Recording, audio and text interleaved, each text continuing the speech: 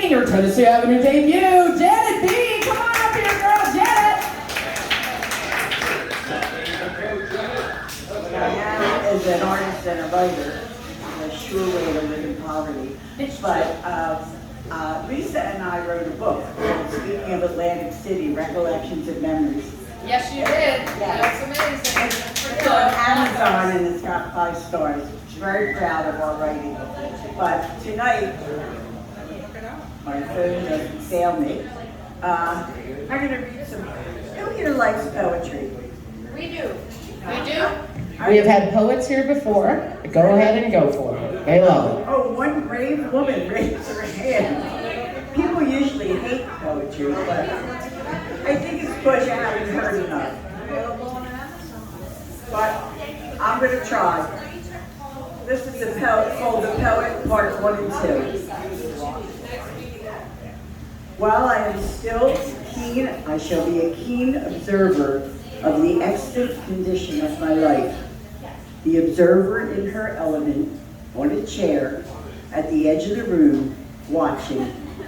On a park bench, looking, snapping word pictures of women with wild hair and tame attitudes, men with crooked hats and straight affectations, curiosities in an unforgiving black and white world. They are all victims of my word, hostage to my pen. And part 2, this is the poet part 2. My job is not to entertain you with frilly words as soft as me, nor tell you fanciful stories of gallant hero or hapless fate, nor do I create a randy fiction that makes you coy or blush bright pink. My toil, my dear, as I scribble on paper with flourishing lines of vivid ink, is quite simply to inspire in you a mere attempt to make you think. That's it. Oh, wait, should we snap? We should snap, probably. That was a poet. That was a poet. If it's 1959 and we were in the basement, you snap. We kind of, we're not in the basement, we're in more of a garage, but, you know, same thing. Yeah. Or pause. This is called, this poem is not for sale. Words describe my deepest feelings. Like my children, I protect them, so you cannot buy this poem. You cannot take it home and serve it at a lovely home-cooked dinner, nor lay beside it in bed and caress it until you fall asleep.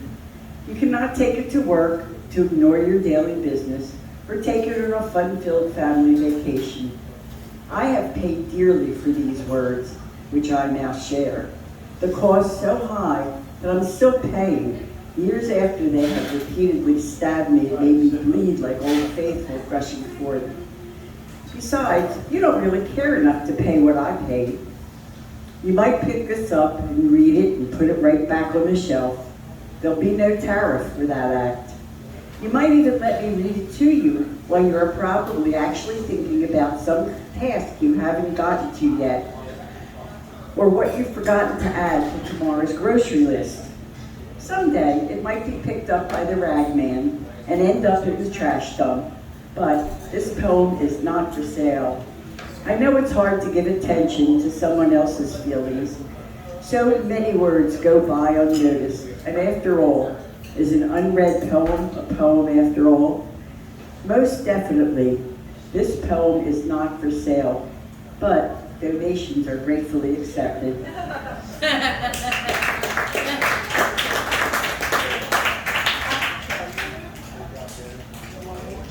You can, absolutely. You guys want to hear one more? Just got one more in it. One more. One more. Get a little culture in this joint. It's summertime, and this is about the beach.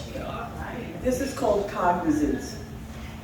People lumber toward the shore, laden with folding canvas chairs and brightly colored tote bags, fighting the summer traffic on the avenue on their way to serenity. At the beach, children are playing in the gritty sand, building dreams with grand moats, unaware of the fears of the sea as they wait to capture an abundance of ocean water. This season's regulars on Cambridge Avenue beach chatter among themselves, gossiping about the latest town news, each relaying threats to their personal peace. chairs in an arc so they could always see one another.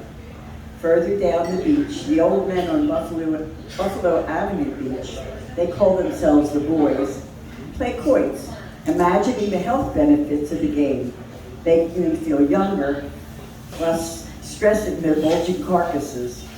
Over on Newton Avenue, a couple are each buried in the top of the New York Times bestseller list, intently poring over the endangered protagonist's next terror, making their hearts pump faster.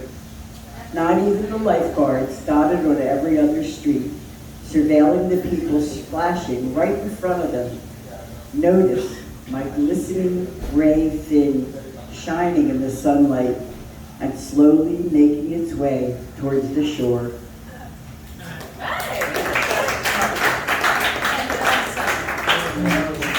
There you go. You got it? All right.